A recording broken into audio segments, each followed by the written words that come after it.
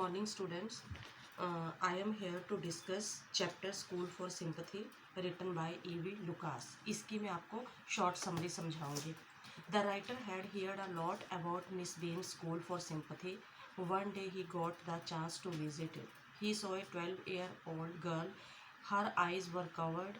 An 8-year boy was leading her carefully. After that, the author met Miss Beam. She was a middle-aged, kindly, and full of understanding. The writer asked her some questions about her way of teaching. She said that her teaching method was very simple. The students were taught spelling, arithmetic, and writing. The writer told her that he had heard about the originality of her method. She told him that the real aim of her school was to make the students more thoughtful. She wanted to make them helpful and sympathetic citizens. She said that parents sent their children to her school gladly. The writer looked out of the window. Many children were playing there. He felt sorry for the physically handicapped. Miss Beam explained that they were not really handicapped. It was the blind day for a few, while for some it was the deaf day. For some it was the lame day.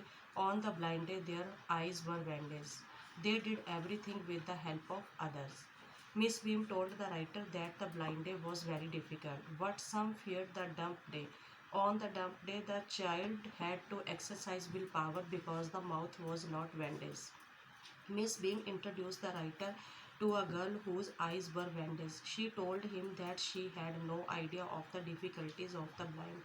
All the time she feared that she was going to be hit by something. The author asked her if her guides were kind to her. She replied that they were very good. The writer walked with the girl leading her. She told him that the blind day was the roast day. She did not feel so bad on the maimed day.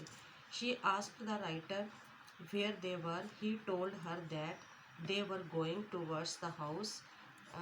He told her that Miss Beam was walking up and down with the tall girl. The writer told her the dress of the girl. She at once said that she was Millie. The writer told her about the surroundings. He felt that as a guide to blind, one had to be thoughtful. He was full of praise for Miss Beam's system of education, which made the students sympathetic and kind. The writer himself had become 10 times more thoughtful.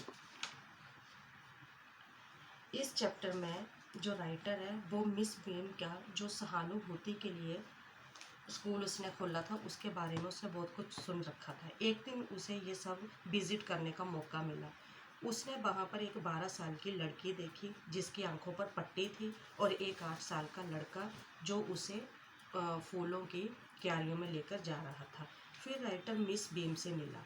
वो एक दयालु और समझदार middle aged दयालु और समझदार औरत थी। राइटर ने उससे पढ़ाने के ढंग के बारे में पूछा। उसने बताया कि उसका जो पढ़ाने का तरीका है बड़ा सिंपल है। स्टूडेंट्स को जमा करना, बांटना, मैथ्स और लिखना सिखाया जाता है।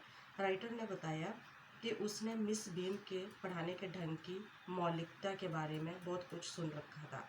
मिस बीम ने उसे अपने स्कूल के विद्यार्थियों के बारे में बताया कि वो अपने स्टूडेंट्स को विचारवान बनाना चाहती है और वह अपने स्टूडेंट्स को हमदर्द नागरिक बनाना चाहती है। उसने बताया कि बच्चों के पेरेंट्स भी बच्चों को उसके स्कूल में बड़ी खुशी से भेजते हैं, ग्लैडली में खुशी से।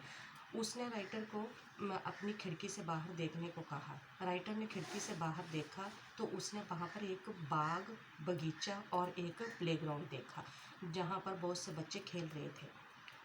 राइटर ने मिस बीम से कहा कि उसे इन हैंडीकैप्ड बच्चों से कोई हमदर्दी है। मिस बीम हंस पड़ी इस बात पर। उसने राइटर को बताया कि वे सच में हैंडीकैप्ड नहीं है। कुछ बच्चों के लिए ये आज का दिन जो है वो एक अंधा रहने का दिन है और कुछ के लिए बहरा रहने का दिन है। फिर मिस बीम ने राइटर को अपनी एजुकेशन सिस्टम के बारे में भी बताया कि किसी भी विपत्ति से पीड़ित, अगर कोई भी आदमी किसी भी विपत्ति से पीड़ित मनुष्य की भावनाओं को समझने के लिए वो अपने स्टूडेंट्स को इस विपत्ति का इस तरीके से भागीदार बनाया जाता है। अपनी एजुकेशन के दौरान हर स्टूडेंट्स को एक दिन अंधा, एक दिन बहरा, एक दिन लंगड़ा और एक दिन गूंगा बनना पड़ता था।